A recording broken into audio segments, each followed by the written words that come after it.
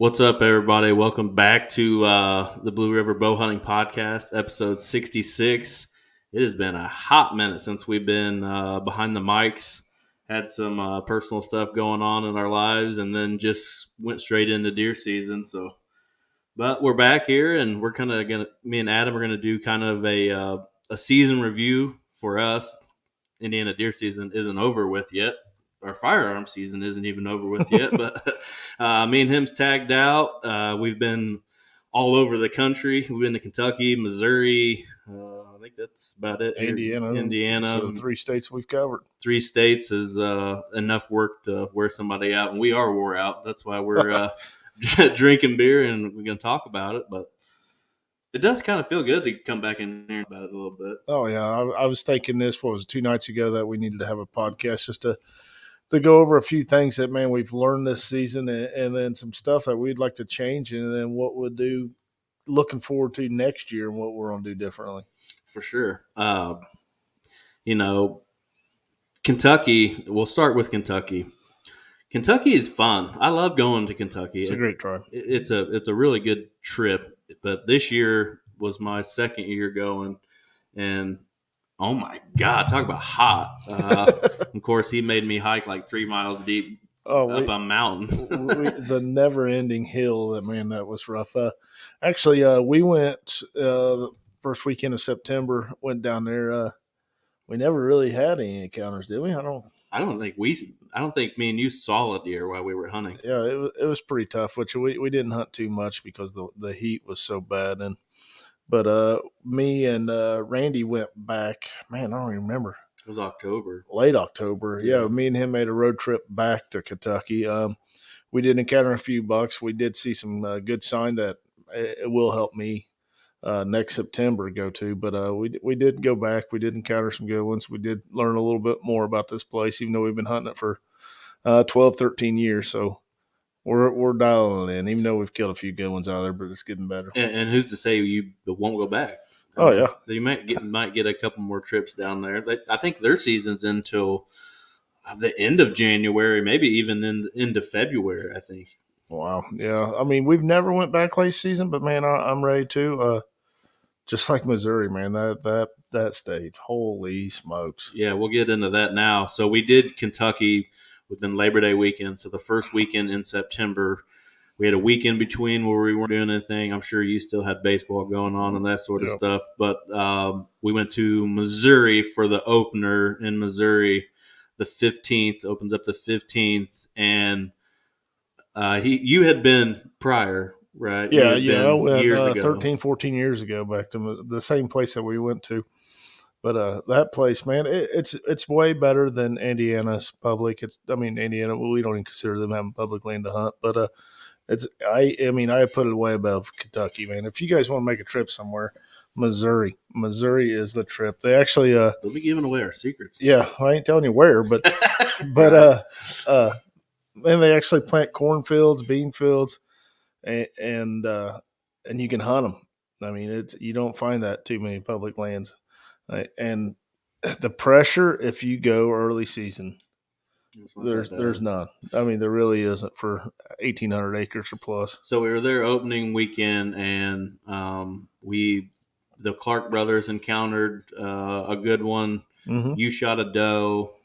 I didn't really encounter a whole lot. I don't think I was technically really in the right place. It took me a few days to kind of figure it out. It was still kind of hot. I say hot, but it was 70 degrees. It really wasn't terrible. But it kind of opened our eyes up to that particular place we're going to. I'm not naming that place because I'm not opening that can of worms. But yeah, that place actually. So when we went down there September 15th, that weekend when we went down there, I think it was 3 or 4 day hunt. We stayed at one place. You can camp there in Missouri. You can camp on public land. You can bring a tent, whatever, camper. There's people bring campers with generators, but and it don't cost you nothing to camp. So that's another huge benefit. And you can wake up and walk 5 minutes and hunt.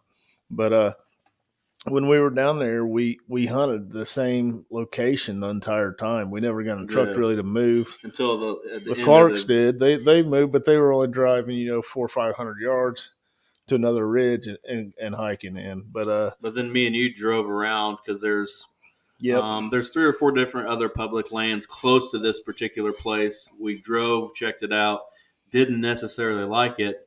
And the place we were hunting was big enough where we never really, we and him hiked one day. I don't even want to guess how long or how far we did from our campsite, trying to get into the middle of that place. Which, if you can get into the middle of that place, you're probably gonna be on some pretty nice deer. But we drove to the south end and hunted there one night. You got interrupted short by Big a thunderstorm. big thunderstorm rolling in. But now that's what we're hunting is the south side. We haven't went back to the north side after that. Yeah, no, that's what's cool about the place is you have options, man. Where we hunted that first weekend of September, it was nothing but like hardwoods Yeah. and CRP fields. But then when we found the other parking lot, that's what we've been hunting since, and that's been cornfields. I mean, Yeah. it got surrounded by private land too, so it even makes it better. Yeah, we were kind of close to the line there, and you could see into private, and they had feeders and all Yeah. kinds of stuff going on. So we went down there that weekend of the 15th. We learned a little bit, then we came back mid October, maybe. You went back. You and the Yeah. Clarks went back. I had to stay Yep. home for the Halloween weekend at the campground for Little Man. But you guys, Aaron ended up shooting a nice buck for him. It was Yep. a little bit bigger than basket rack ish or so.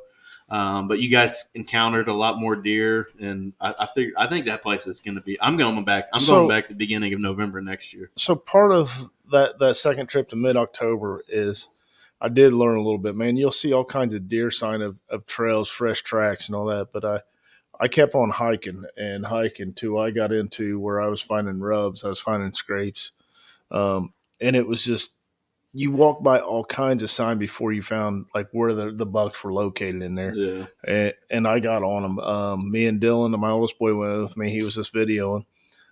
We encountered 3 bucks, one or 2 good ones. One of them came in with something spooked them. They ran about, I forget, 40 yards or so, and I had one branch that was in my way, and I had to decide to go over and under it. I chose over it, and it was the wrong decision. Flew it right over its back. But after that, I told Aaron, if you want to go with me, I'll put you on some because I know they're in this area. And he actually did shoot a 10-pointer there that was it was a good 10. I mean, Yeah, especially for his first out of state buck, man, and it's his biggest one today, isn't it? biggest buck today, and like I joked around on Facebook earlier. If you guys were to read our group message of the 4 of us that went there, and you wouldn't think that we were friends because we give each other such a hard time.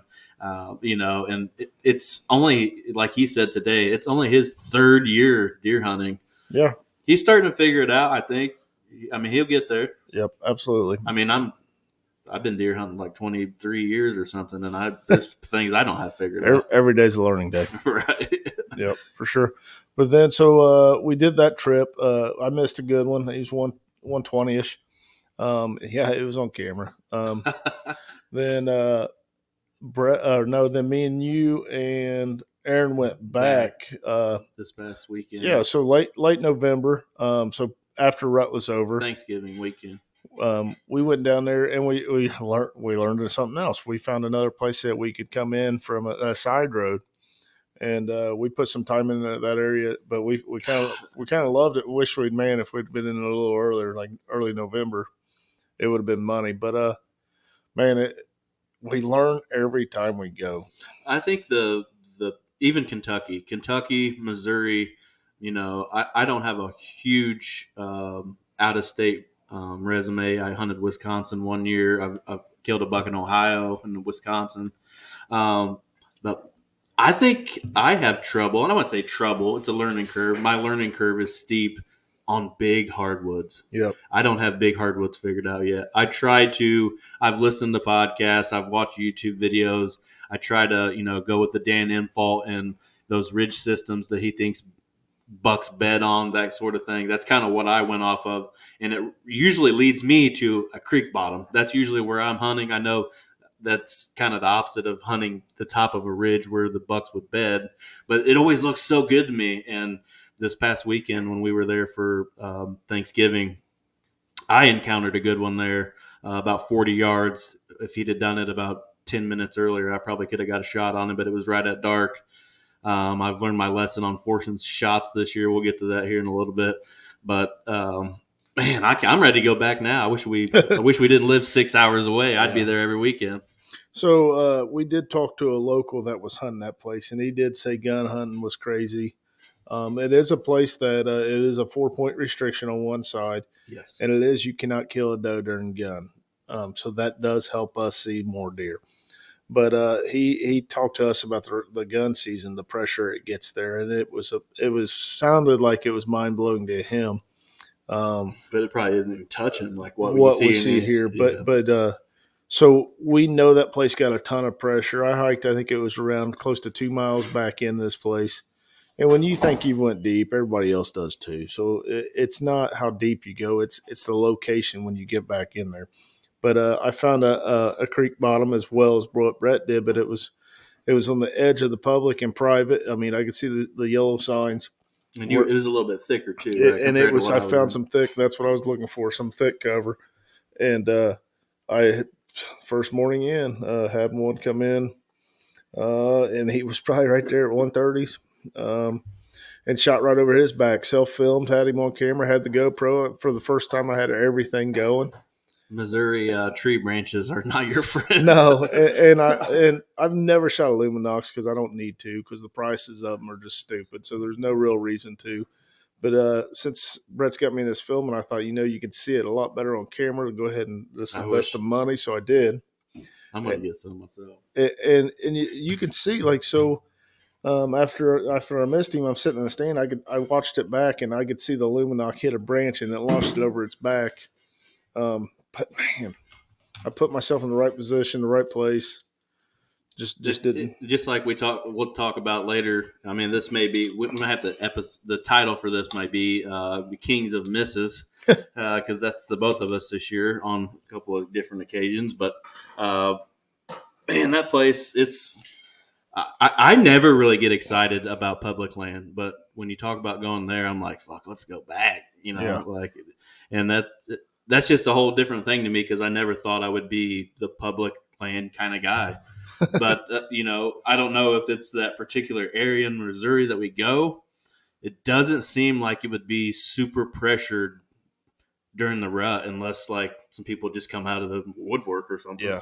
Yeah. No, but man, it's a tough place to hunt still. It ain't no walk in the park, but Missouri DNR got it going right, man. They do. The 4-point restriction. But that's only particular certain counties too. But I love it. I think the whole state should. Can't kill a doe in a county, and the fields of the cornfields that are out there. We talked to a DNR out there. The cornfields that they do is same as like you owning the land. The farmers bid on it. And the highest bid gets it, and they farm it, and it just makes it even better. Absolutely. I kind of want to go turkey hunting there. I encountered some turkeys this past weekend when we went back, and scared the hell out of me. It sounded like a freaking Black Hawk helicopter coming out of the trees at me in the dark. But I think turkey hunting would be pretty fun there, I think. Oh, and another thing on the antler restrictions. The antler restrictions do not apply to youth during all youth seasons or during the season in general. When we were there for this past weekend, Thanksgiving weekend, there was a late youth gun hunt. So there was kids gun hunting. So even though we were bow hunting, we still had to wear our orange, which wasn't a big deal. It just felt weird to have orange on with a bow in my hand. No, and some takeaways that I learned from that place, actually just from my hunt with the miss on the 130s, was I had it all on video. I did. I had my camera to my right. The deer came to my left. That video hasn't been released yet. Brett asked if I wanted to, and I was like, yeah, we might as well get it out there. But anyways, transparent. The camera arm I have for a climber is not long enough. No, you need a full size camera arm. Yeah, so. Or to get the thing like we saw for your climber that adapts to your railing on your climber. I think it'd be perfect, because then you're going to have trouble, because you're going to hopefully you wouldn't be bumping it as you're pulling back, because it's going to be right at your waistline basically. Well, how I shot at the one this year was the deer came to my left. My camera was mounted on the right side of the tree. I did go out and around me, and it worked. But when I stood up to shoot, I thought I blocked it. Really, I did. I thought I blocked the whole shot, but it was on there. But you can see my bows right there. It's just it could have easily been blocked. If that deer would have went another 10 yards to my left, I wouldn't have had none of it on video. So I needed a longer camera arm, or like you said, a mount to the climber itself. But after me being 42 years old and hiking what I do, how far I go with the gear I have. I have a Summit Climber. I've had no problem with that thing hiking it, but my bag itself is starting to get so heavy. I had to, when we went late November, you had to bring some clothes. I backpacked all my heavy gear in. I didn't wear it because I didn't want to sweat walking in. But then like all my other stuff, I carry anything for anybody else if they need it. But it took a tear on me at 42. I think I'm pretty much whipped. So I've been looking at lone wolves now. Part of the problem, I think, was the Summit is sticking out. You know, with my bag, I mount my bag to the back of the Summit. So it's sticking out 3 foot past my back. So it's pulling on me more. So it's too bulky as the walk in. Yeah, it's not thin. So those lone wolves I've been looking at are thinner. It keeps it closer to your back. The weight ain't pulled a little farther away from your back. It'd be less stress on it. I know they cost more, but man, it'd be worth it if I can feel a little better when I get to the stand. For sure. We'll talk. There's gonna be a whole section here coming up. I got labeled down here for public land setups because there's some things I want to do to mine as well. But you know, people are probably laughing at us because you haven't heard us in a while and joke around and stuff. You know, he's talked twice about missing in the 16 minutes that we've been talking on here. Yep. But our whole season wasn't that bad. No, it was a pretty good season. I'll let you start. Tell your Indiana season as a whole. No, my Indiana season was horrible. I mean, one day wasn't horrible. Yeah, so it started off. It was one of the worst seasons I've had. I think it was 18 sets before I had a deer close enough I could shoot. And I was tracking it. If we went back and looked at all my camera.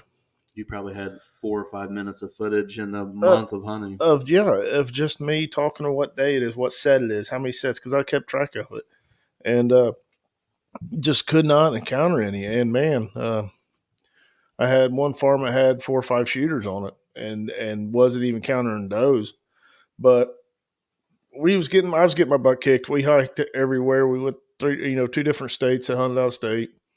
I was actually in Kentucky Friday before Dylan killed his on November, I think 5th or 4th. I can't remember. It would have been the 4th because you killed on the 5th. So me and Randy went down there and was on do an all day set, and we did. We met midday, had lunch, then went back to setting, and I encountered some few different bucks. Randy had encountered a couple himself, but about 6:30 that evening, in the last 30 minutes, Dylan calls me. Says he just shot a big one. So I'm like, well, what's big? Like, I know he knows deer. I mean, he's also 16 years old. Yeah, he's 16. He's put his time in, man. He passes little bucks. He does it the right way. But I didn't know if he had like the buck fever and didn't really know how big this buck was. So I told him, just back out. We'll be there. Well, me and Randy hunt the dark, but then we were pretty deep. So time we got back to the truck, time we got back to the house, I think it was like 11, close to 11. And Brett, I text Brett asking if he'd help us, and don't know what we're getting into. Don't know how well he shot it. So at 11 o'clock at night, I get Brett, drive to where Dylan's at, get him. Then we hike in, find blood. Find blood. The deer, little blood. Yeah, no, it was hardly any. And we ended up finding the deer about 80 yards away, and he's a good one. I mean, he's 4.5, 5.5 years old. It's hard to admit now, but 16-year-old Dylan kind of put the whooping on old Brett and Adam. Oh yeah, he's definitely got the biggest one. He's got if we're talking about buying this belt, it's a big buck belt. It's gonna be a traveling big buck belt just for our group. Kind of all fun. There's no seriousness to it whatsoever. But if we had to give the belt away this year, Dylan would be holding that belt. Very nice deer, tucked away. He was curled up in a creek bed. Found him dead in the creek. That may be the first one I found dead in the creek. It was pretty cool. You could see where he was hurting. He was hurting bad, and he was curled up in that creek bed right along I-70, which was pretty wild too, because he wasn't but 15, 20 yards from the interstate when he died. Yeah. Yep. So time we got that deer drug out, well, me and Brett watched Dylan and his buddy Xavier drag it out. Yeah, right. And time we watched them gut Got it. it, yeah. Oh my gosh! But hey, he did well. Every kid pretty much has their first gags and stuff of it because Right. the shot he had, that deer had to be quartering at him. Even though Dylan, I swear to this day, it wasn't. But it went. I mean, great shot, but it did go through the guts because it's quartering toward him so much. But so he got to experience the gut cleaning. But so time we got that thing done, loaded up. I think we've seen 1:00. It was 1:00 or so. Or we both got up the next morning. so You went with Randy, which we'll get to and that. then I got up story. that morning and went to Indy and hunted with Randy, and I think we didn't get back to like 12. And I'm got back and I'm laying there and I'm like, man, I gotta go. Daylight savings is going to kick in. I won't be able to go after work. It's prime time. I need to go, but I just mentally, physically, I could not get up. But finally I did. And I think it was like 3:25. I text the group saying, well, I pretty much made it here, but I don't know how I'm going to get out of this truck because I'm sore. and the first hunt out of over 40 sets, I didn't bring the big camera. I actually got out of the truck and I grabbed a bow hanger and put it in my pocket, and I grabbed my release, the GoPro, and my bow. In the evening or the morning? It was an evening. That was the evening I didn't hunt that evening because I was wore out too. And people don't understand that. Some people may understand that. I'm talking about one sit, and you're like, oh come on, man, get up there and get it. You don't understand. This is November the 5th, and we've been grinding since September. We've already been to two different. We've already been to 2 different states, and it will whoop you. I mean, sometimes my wife and son, they wanted me to go with them to friends of ours' house. They had a party going on for the Kansas City Chiefs and the Miami Dolphins game in Germany or whatever it was. They had a big party that morning, so I decided to go with them. Led into the afternoon, and then all of a sudden, so my phone's blowing up. So at 3:25, I went from one of my worst Indiana seasons to hardly seeing any deer after 18 sets. And on my 40th set, 40th. Let that sink in. Yeah, I actually went to a place. We got lock-ons in. Actually, Brett killed his buck on one of the lock-ons. Mm-hmm. But I took my climber, climbed a tree, and as I'm climbing it, I'm looking to see if I need to go higher or lower, so I have shooting lanes. And I look out in the field and I see a good buck running toward me, and I'm like, man, I think he's a shooter. Like, I couldn't tell it was happening so fast. And when I first seen him, he's 300 yards away, but he's on a dead sprint to me. And I'm like, well, shit, I think I'm going to shoot him. Then I freak out and realize my bow's still on the ground because this is how fast it happened. And I pull the bow up real quick, and then I'm thinking, well, damn it, I don't have my big camera. I ain't going to get none of some video, but I have my GoPro on my bow facing me. So I decide to turn it to facing to where I'm shooting. And it did work. I didn't hit record quick enough on it because it all happened. So I get my bow pulled up, turn the GoPro around, then realize I don't have my release on. So I put the release on as fast as I could. As I put the release on, I stop him, mouth call him. I ain't even clipped on really pretty much. I stop him, pull back, and shoot, and I hit him a little high. Did spine shooting, but it killed him in a matter of 3 minutes. But at the time, I tried putting a finishing shot in him, and you hit another branch. So just to explain the morning hunt before that evening hunt, when I was with Randy and Indy, I had to crawl through a thicket to get to a tree because there's no way to get in this woods. I climb in there, I trim many branches, and then I'm just pissed at this point, to be honest. But there's a branch to my left that it's already sticking out. It's cut or it's broke. I put my bow on it, pull a little pressure on it, see if it would break. It doesn't. I'm sitting there for about 5 minutes, and I hear something cracking. I think it's one of the branches I cut that didn't fall all the way. Hell no, it's my bow. It's my bow. It falls all the way down. It sounds like amateur hour. Oh, it was a nightmare. And so at that point, I realized I'm done. I'm getting out of here. And I went and found a tree that I got 4 foot off of, and I ended up seeing 2 does. But it broke my arrow. So that evening when I went, I only had 2 arrows. I didn't even think to grab another one out of my bow case.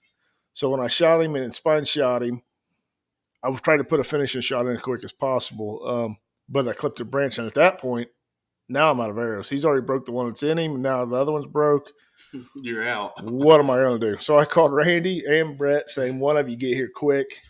But within about 3 minutes after that, he did expire, which was a cool buck. It was one of the first, well, not one of the first, but I've only had a couple of them that I've killed that I've had on trail cam. So it was kind of cool to have pictures of him with cell cam in velvet and regular season.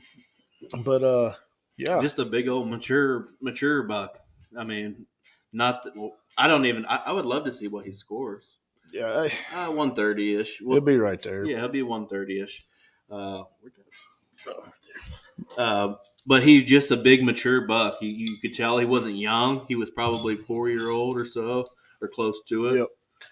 But just a big mature deer, man. It was pretty cool to be a part of it and get pictures. And anybody listening wants to see the whole thing play out as he's talking about. It is on YouTube. Yep.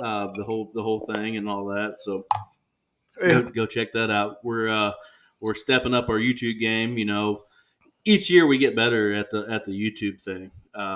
Putting videos together the way we want to put them together, and having more on camera as far as interviews and that sort of thing. But we have 6 videos, I believe, from this deer season, from Missouri to Indiana. I'll get into my Indiana season now. I'm going to start Halloween. I didn't have much. I was with Ryan. He shot a doe like the first or second weekend in October. After that, I passed up. I passed two decent bucks up early October. Could have been tagged out early. Didn't want the 115s. Brett grew up this year. I didn't want the 115 anymore. My goal was a lot higher than that. I've always said Pope and Young. Yeah, 125. 125. Yeah, it's a good one. I mean, it's a good target. I prefer to harvest my whitetails with a bow. Not a huge fan of gun season. That's why we're called Blue River bow hunting. We're big on archery. We don't like using guns. All that. I haven't killed a deer with a gun since like 2018 or something. And I'll be honest. I mean, I don't mind gun hunting, but I don't mind gun hunting. But I tell you, my I've told you this too. Is I feel like I got an 80% chance of killing a good one during bow season. The day gun season in, I feel like I have a 20% after that if I don't have a buck down before the gun season comes. Which I'm a huge fan of. I don't know. I know there's a lot of Indiana guys that listen to this. Our gun season was pushed back. Thank you. A week compared to normal, and I loved it. Oh, yeah. I think it helped a lot of mature bucks out. Let them breed. Let them do the rut thing, because usually our gun season opens up like right in the peak of our rut. Yep. Honestly, like the 12th, the actual peak of our rut. 11th, it's usually the highest. Yeah, it's the highest one. And so I'll start October 31st, Halloween. I woke up early compared to what I usually wake up to go to work. It was what was Halloween this year? Like a Thursday or something? Tuesday or Thursday or something like that. And scrolling through my phone, looking at stuff, and I just happened to pull the DeerCast app up, and I look, and it's 27 degrees. DeerCast app says great. Pressure is the highest that I had seen it all year. All the wind would have been great for where I wanted to go. So I pulled a Brett. I texted my boss and said, I will not be in at work today. I'm going deer hunting. So he does that on the off season. Yeah, right. So I actually used my saddle a lot, even on my private spots where I had stands and stuff, but I wanted to bounce around a little bit. Got in pretty early, actually. Got set up and had an action all morning. I mean, I had deer, and you can see it. I have the video as well of all the stuff that takes place. A few of the bucks that I seen that morning had frost on their back from when they were bedded that morning, and it was that cold. And saw some activity early on, and I'd been there probably 45 minutes or so after daylight, and hear some grunts and look back, and the biggest deer I've encountered in person come chasing this doe out of the creek bottom 40 yards behind me or so, and he's a freaking giant.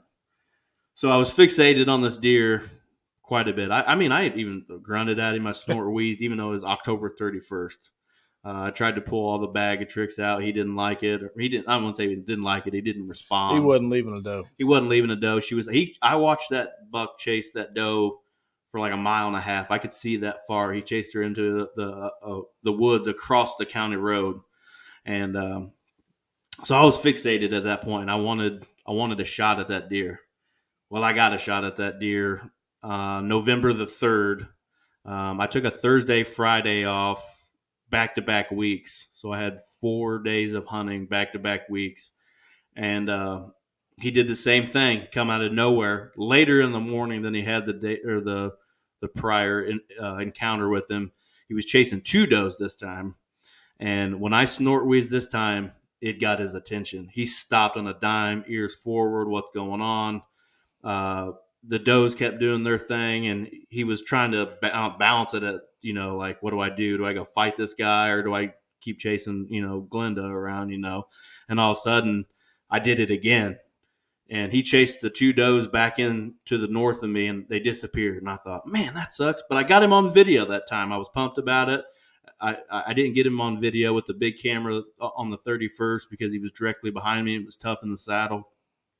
And I, I couldn't even get my bow in my hand fast enough. I look up. He went from a 80 to 100 yards to 40 within seconds. He was full on running at me. So I get the camera on. I turn the camera on, grab the bow. And when he does that, he's at 40 yards. And because I had a tree ranged right there, I knew exactly what it was. So I pull back, and he was quartering hard to me. I wish I could go back and just give him like freaking a minute, because he probably would have turned back around, and I would have had at least a quartering away shot, if anything, maybe even a broadside shot. But I forced it. I shot back on him. I hit him. He was quartering so hard to me, I missed his shoulder and hit his guts between his front shoulder and his hips, and I think I even may have hit his back hip on the way out. No blood. I didn't find any blood. I don't even know if you hit the guts. It was so low. It was so low. I think I'd maybe just trim fat off of him. Basically, that's what it looked like. We have a picture of him since then, and you can see where I hit him.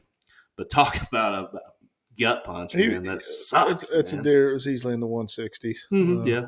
I said 180 in the YouTube video, but I was excited. Hey, that's adrenaline, dude. I mean, when you don't have a chance to play it back in your head, you just think he is that. I've been there.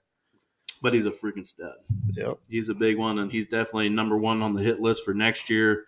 I got really lucky. The neighbors and everybody that hunts around there, they killed some very nice deer. The Collins, Aaron Collins, Harrison Collins, killed some very nice deer over there. And he wasn't one of them. So he's still around. I don't know if what he's doing. I haven't had a picture of him since. Hopefully he's bedded down in a fence row somewhere waiting for this gun season to be over with, which is this coming weekend. December 3rd is the last day of our firearm season, but then you have muzzleloader.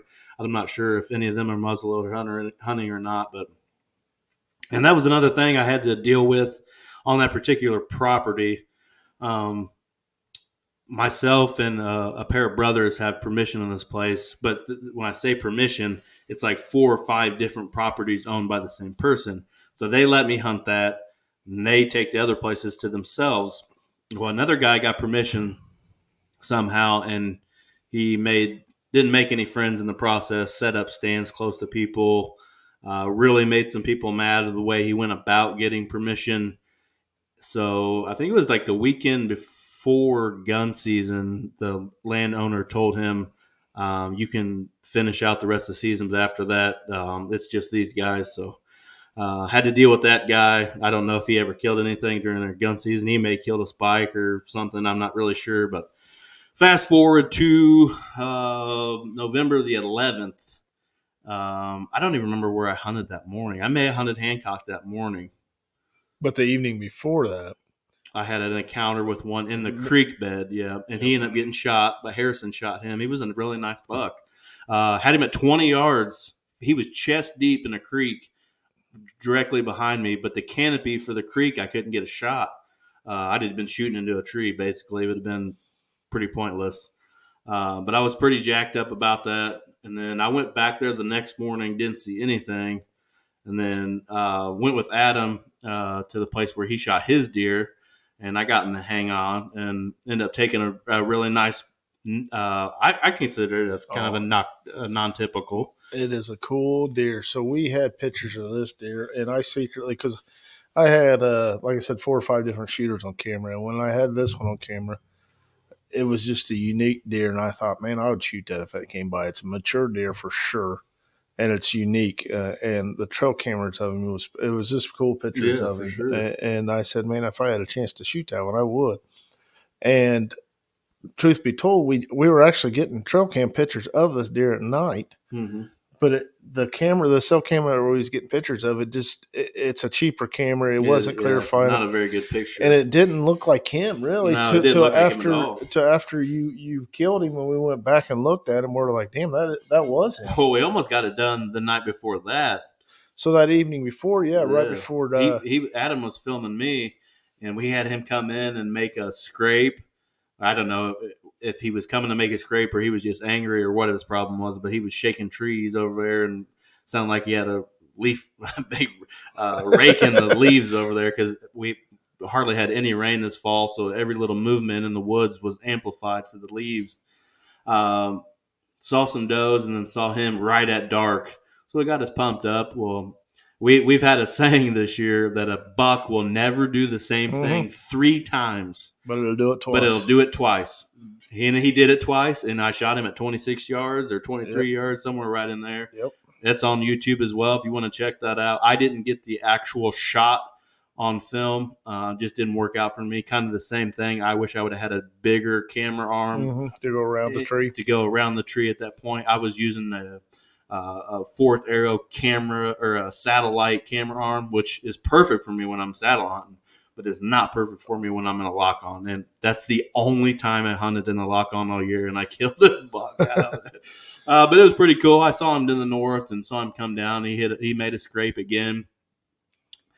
I don't know if my wind was blowing that way, but he didn't really seem bothered at first. He trotted back out to the field. I snort wheezed.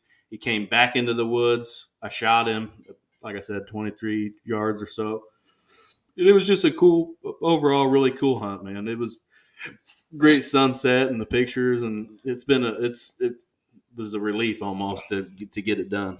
So the cool thing I think about this is Brett's killed a couple, and they haven't been on camera, but he does an interview right afterwards. And for the young ones that's watching this that haven't watched Stan Potts' reaction, watch Stan Potts' reaction, and Brett's is comparison to it, and it's cool. It's real life. It's raw.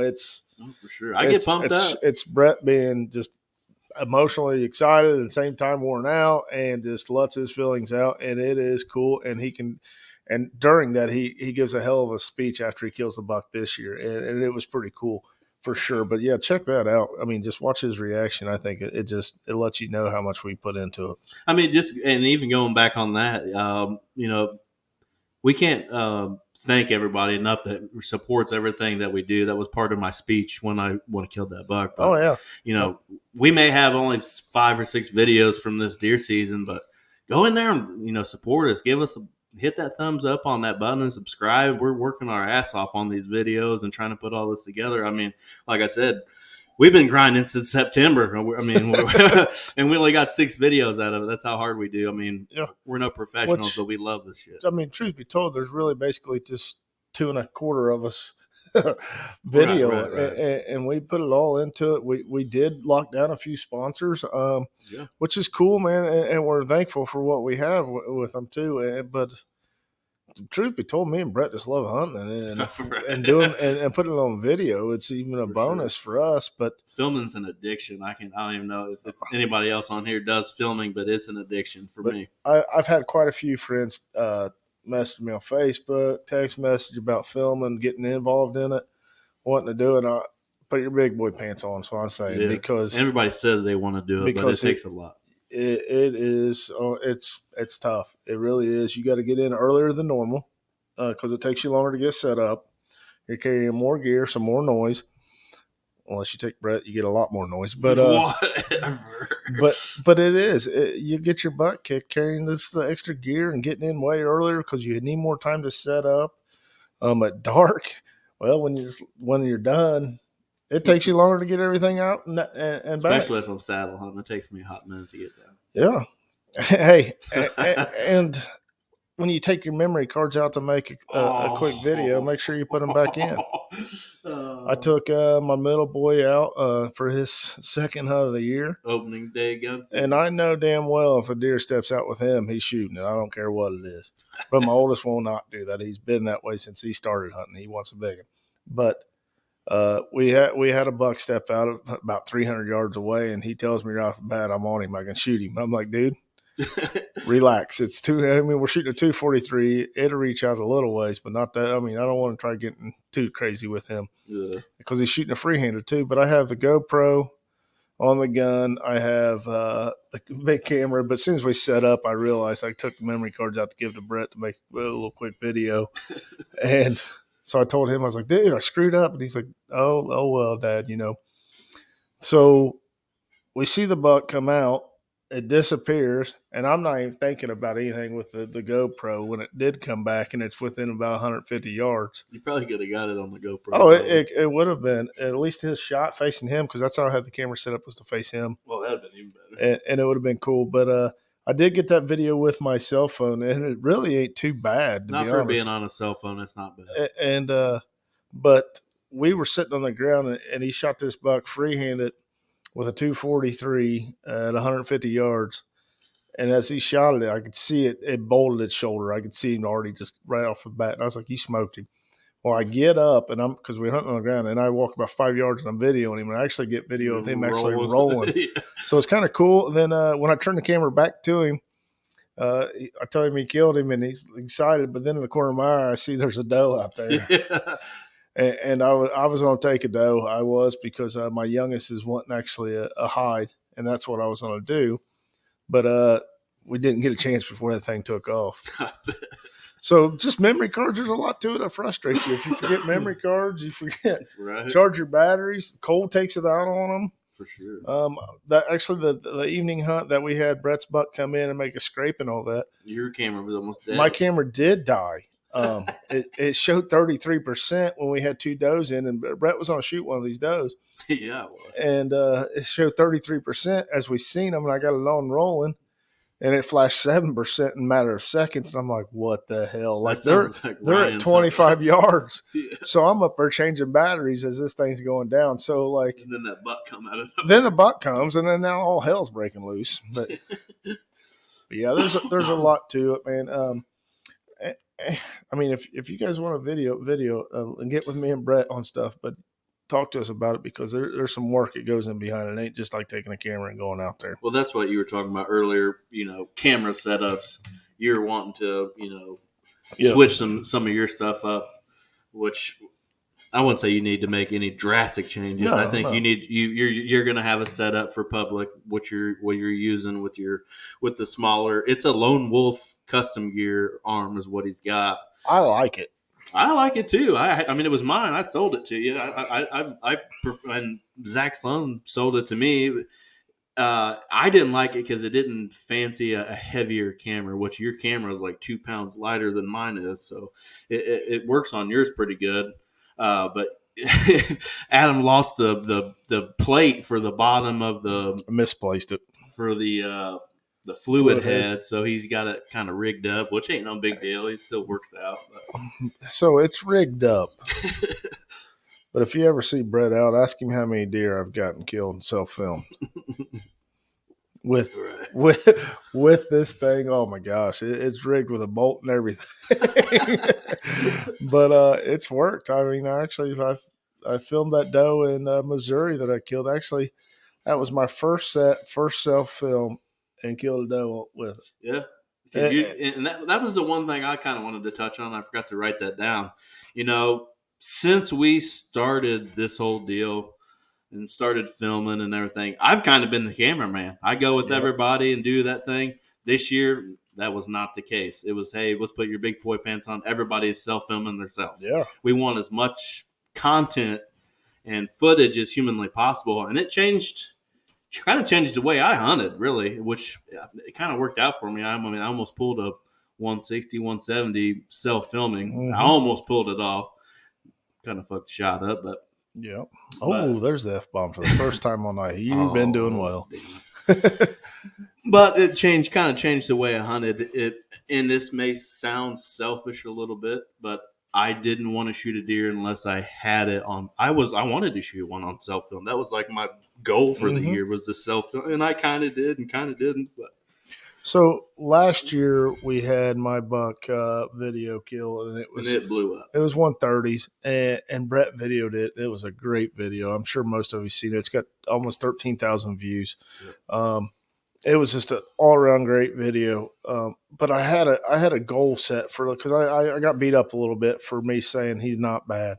Yeah. I wasn't really downplaying it, but it wasn't my goal that year. My goal was 140s or higher, and so like to me, it wasn't what I was after, but it was on film. So this year I came in with a different goal, different mindset. With me having my own camera gear now, was just to kill Pope and Young on camera. It wasn't 140s. I have I don't know, 8 or 9 different bucks on the wall that are over, Pope and Youngs. No, I got 150s. Is my biggest, but I didn't have anything bigger than 130s. And I have a bunch of them that are my 150s. Yeah. So my goal last year was 140s. This year it wasn't, because I have my own film. I just want another Pope and Young.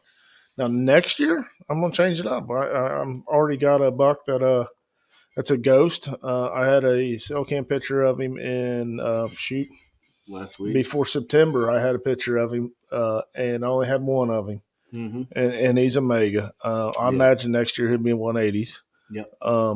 But then I got a self cam picture of him last week. Of him. And it was just like a random picture out of nowhere. So if he survives, I think he's living just east of that. There's a good area over there. Or west, west. Yep, I know. He could be east too, I guess. But so we're both going to be chasing mega giants. We'll have little goals next year. Brett's got a 160s this year. He'll probably push 180s next year. I'm going to have one pushing around 180s next year. We say that cell cams, early season next year could change our mind. They may not even be around. Yeah. But I think my goal next year would be 140s or bigger again. Now that I got the self film on camera, now setting new goals. Yeah, for sure. I'm going to be similar. I just like taking mature bucks. My wall behind me isn't anything crazy, but I just sometimes, like with my Wisconsin buck, just the hunt itself was pretty cool. Like if you wouldn't have hit the limb and killed that buck in Missouri, I'd almost mounted that thing just because it'd been so cool. Yeah, it would have been going too. So we've been going for what? Damn, almost 50 minutes, Brett. So next year's plan of attacks is we definitely have a couple bucks that if they make it through the season that we're targeted. I want to change my public land setup with a different climber. I want something a little bit lighter. I want a different camera arm. But I'm looking forward to Missouri trip for sure. Absolutely. But one thing I'm going to try to do this year or next year that I didn't do this year, and I've done it in the past, and I don't know why I didn't this year. I just got in the mood. But I want to hunt, the September, the state trips. But then I want to come back and take time off, hang out with the family and stuff. Early October. What'd you say? The 20th? The 20th is when we should start kind of putting a little pressure, get a little in the woods, because we see. I think the thing that drives everybody is seeing all the posts on Facebook of people killing big ones. October 3rd, October 5th. I mean, all through the season, early season. And I could have killed one on the 7th. So. Not a big one, but I need to pick and choose when I hunt, and it's not early October, and that's my goal next year is to wait. Well, I've heard a guy, I don't remember what show I was listening to. He said, with everything going on and the intel that I have, I'd go from hunting 30 times in a year to maybe 15 hunts or something like that, Mm-hmm. And damn well he's talking about the end of October, the beginning of November. Yep. Because that's when it lit up for us.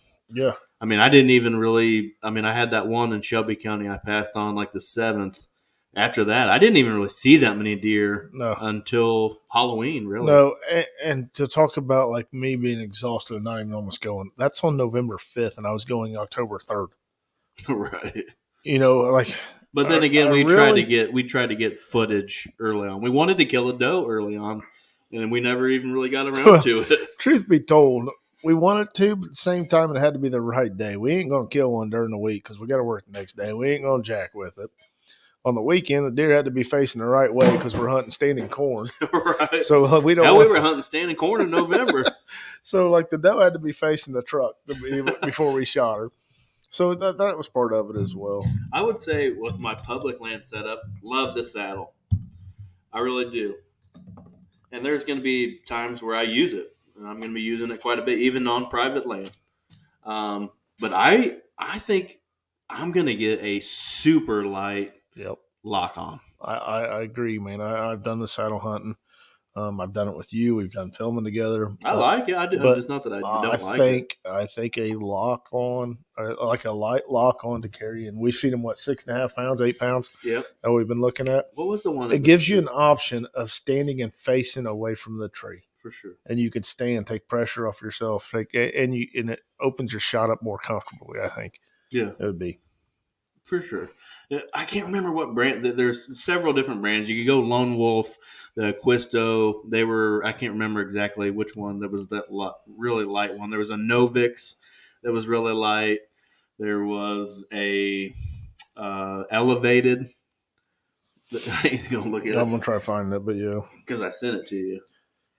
But they is that it? Elevate, yeah. One of those was like 6.8 pounds, which if you think about that, some people were thinking, man, that seems kind of heavy. Well, my platform for my saddle is 5 pounds. So you're talking about just a little over what my platform would be, but I'm taking that. That's what it was.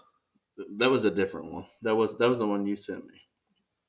But the comfortability of sitting on a lock on or facing the tree in the saddle. I love this saddle. I'm not downing it, but to have multiple tools, multiple setups to go at it, I think is only going to make you a better hunter, in my opinion. I'm trying to think of the other. There was an XOP that was really light too. What's an Echo?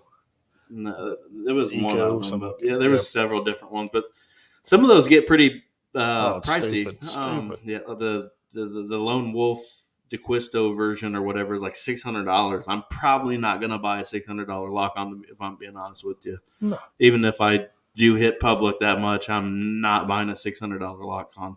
$600 I'm putting towards probably a new boat or something. We'll go through hell to get to heaven. That's what we'll do. We'll hike in with 60 pounds of gear and deal with it, but we'll kill something. So there was one thing I wanted to touch on. We touched on our Indiana seasons, but there was a giant, and I mean an absolute giant. I mean, it's everybody around us. That's all we've seen on Facebook for like the last 2 weeks. But Robbie Rowland, I actually turkey hunted with Robbie a couple times back in the day.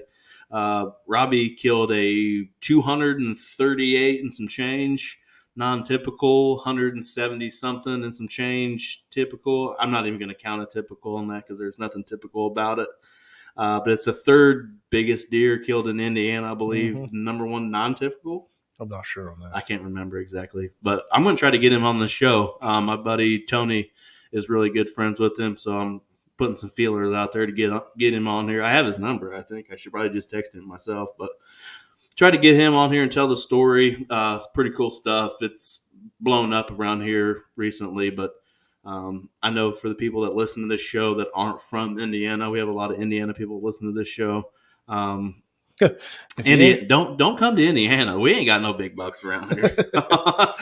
Just stay back wherever you are. Don't come around here. And I've looked at prices to hunt Indiana, and it's up there for out of state license here. For a bow, it's $250. Is it just to shoot I a thought buck? It was more than that.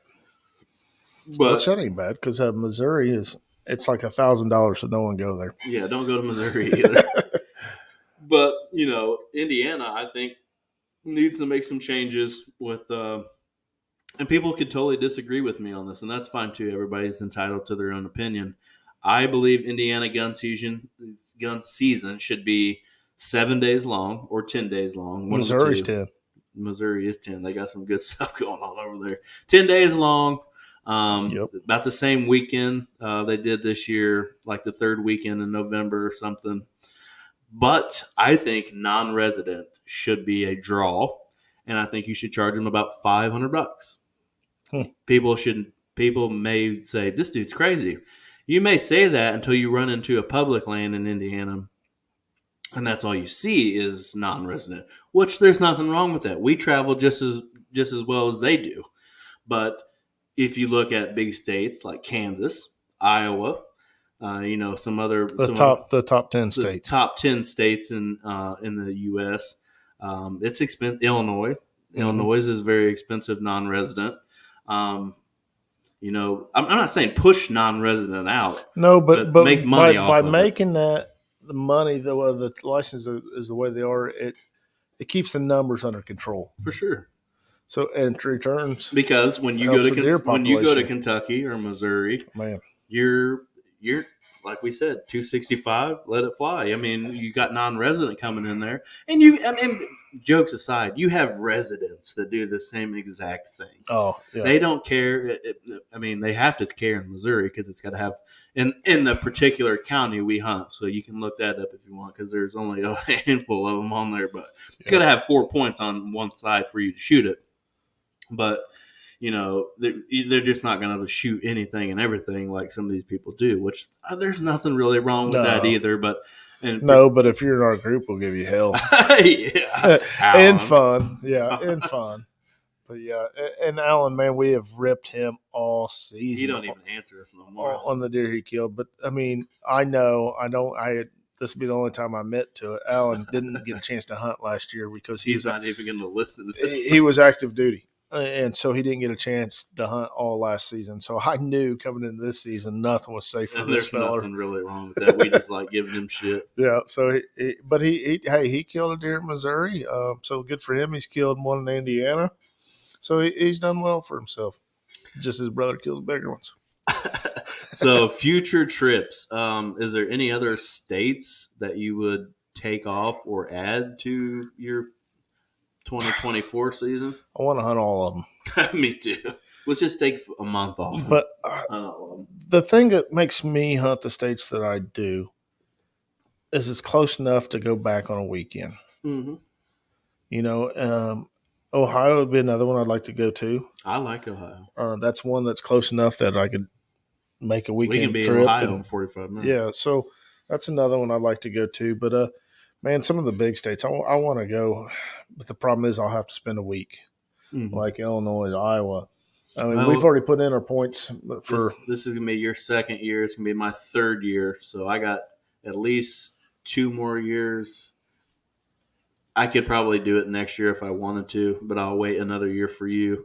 Yeah. Kansas, I may put in for Kansas. I don't know. I know the mid-state guys. I think Kansas would be a great time.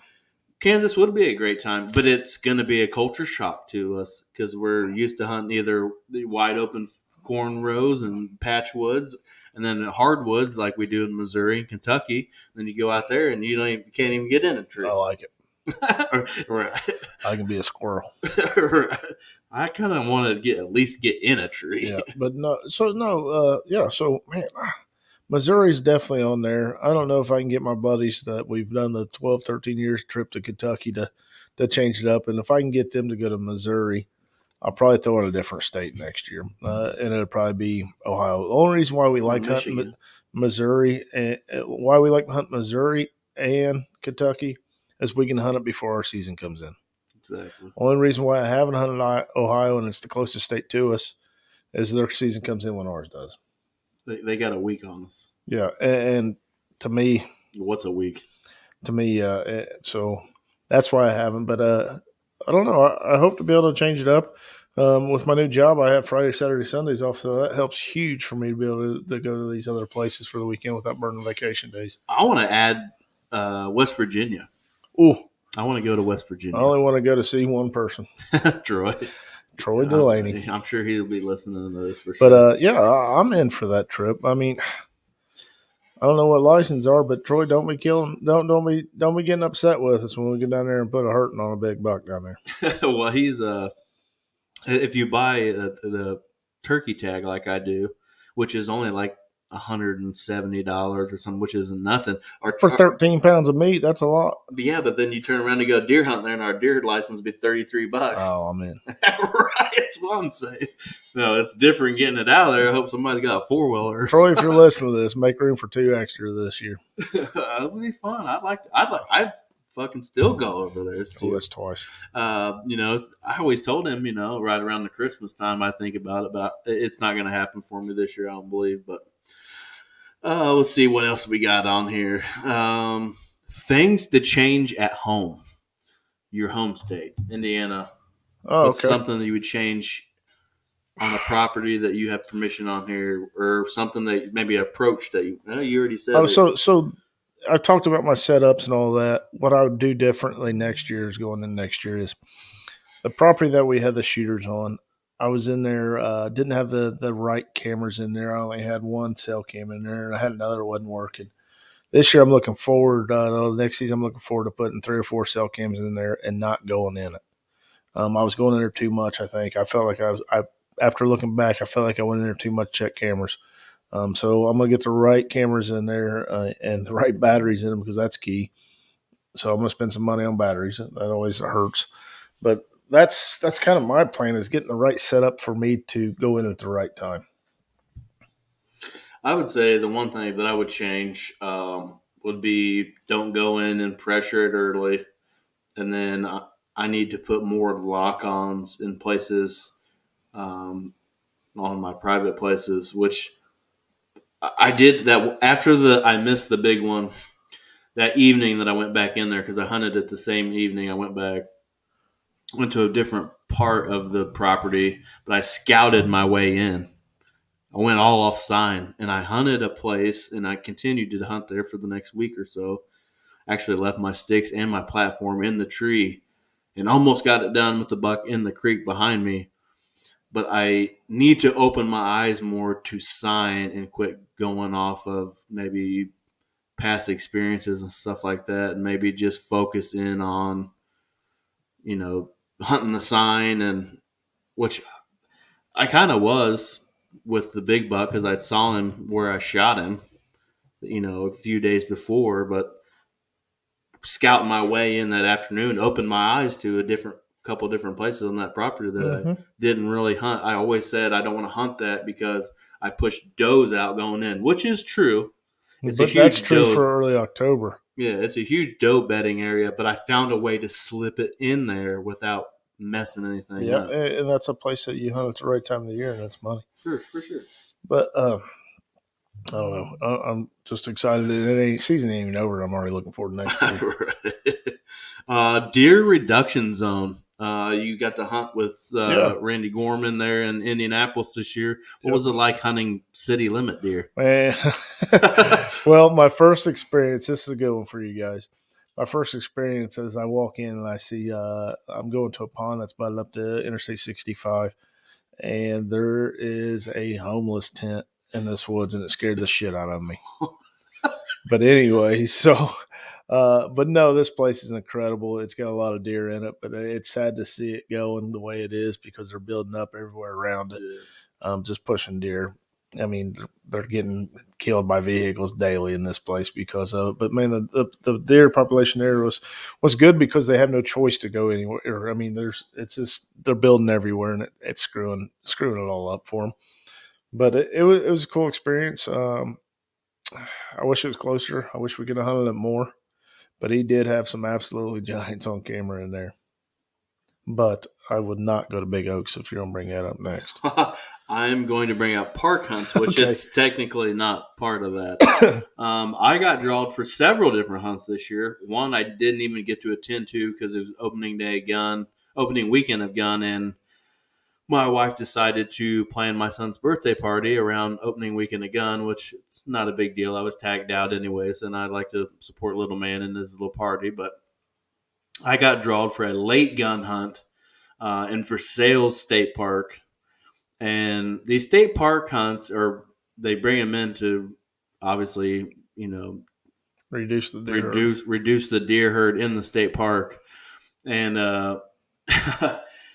Actually, I hadn't even told you this. You made a huge mistake on this whole deal. So back in the day when you got drawed for most of these hunts, you could take someone. So we get there and they're like, all right, what's the name of your party? I give him my license. Brett Morris, he's with me. What do you mean he's with you? He's my plus one. We don't do plus ones anymore. You have to be draw. He has to be drawed Oh with you. We're my like, gosh. oh my, we were here. We were like 2 hours from the house, And he's like, I'll let it slide for these hunts, but anymore you got to put in together. And we're like, oh shit, I'm so sorry. I mean, we're not rookies on this stuff, and I hunted till like 11:30. Didn't see a deer. I was in the thickest, baddest stuff you could see in a state park. Get back, we drove around, still didn't see a deer. I mean, usually you drive through a state park in November, I mean, you could see hillsides and ridges and you can see deer. We didn't see any deer. And we stopped and talked to them. 350 people were drawn for this state park hunt, which is absolutely unheard of, if you ask me. I think like 100 people should be drawn, if that. And 11 deer were killed. And I thought, that's out of 350 people, 11 deer were killed. They should not be having a deer reduction. My point exactly. I said, you shouldn't have a deer reduction zone or hunt if you're only killing 11 deer. He said, well, the first hunt we killed over 200. I said, well, then you probably shouldn't have two hunts here. Yeah. 200, over 200 deer were taken in the first gun hunt there, that's too much. It's actually a gun hunt during bow season, which is crazy. I mean, and I'm not knocking anybody. Hopefully nobody from the Indiana DNR listens to this, but I think you need to think some things out when it comes to some of this stuff. You don't need to draw 350 people out for a park hunt. That is something that, so we all get the survey at the end of the season. For sure. They don't listen to shit we say. I think they do. I think they reacted this year. They took the does per county down. They reacted. They moved the gun season back. They did listen. But one thing that you never see on the questionnaire is anything to do with state park hunts or big oaks or public land. Yeah. There's never a question. I noticed there's never any questions about that. Nope. It's about the guns we hunt, the days we hunt, how many days we're allowed to hunt. Yeah. The deer, counties we hunt. Yeah, the counties. It's never anything with that. So that'd be. I mean, I think hopefully they push for getting some of that in there to adjust some of this, because clearly those used to be good, man. And you'll see people kill big on big oaks. Well, guess what? There was 900 people that hunted this season. They posted, $5 over 150. Oh yeah. Well, that ain't very good chances. No, and that's a deer military refuge tag, which is a whole nother tag you have to buy to get in there. Yep. Not my cup of tea. If that's your cup of tea and you've had success, that's awesome. That's not something I want to get into. No. Damn, we've been going for an hour and 10 minutes. My last thing is I've noticed that I'm kind of worried about is I've had 2 bobcats on camera this year, and so is a few other buddies. So Indiana really hadn't experienced. Well, Central Indiana really hadn't experienced bobcats. So I'm hoping that they don't put a hurting on the fawn. I hope they open the season up so we can shoot one of them. That'd be cool. We had I got video of one right off I-70 at Knightstown exit. This past year. Yep. October-ish. Another thing I kind of wanted to touch on is, you may see familiar faces or, people that we try to bring on expanding Blue River bow hunting. You may see a face or a name that you don't see maybe on social media or something like that. We've tried to incorporate new people in and, get more footage and, as a group, we're a pretty tight group, and we've added people. Some didn't work out. Some people chose to do other things and start their own thing, which is pretty cool too. Yeah, there's nothing wrong with that. Obviously, if you're listening, you know who you are. But we're going to have a couple other people that's going to be joining our team over probably the next couple of years. But it's still going to be us. So especially with the podcast, you're probably just going to see me and Adam. But we'll try to get some some more content coming your way as far as podcasting goes. And actually, so we have a video that's going to get released of me missing the buck of Missouri. We actually have one that's going to be set that it was last year's hunt for a youth turkey hunt. Yeah, they're ready to come out. It's February. a short video, but we'll release that later on in the season as well, closer to turkey time.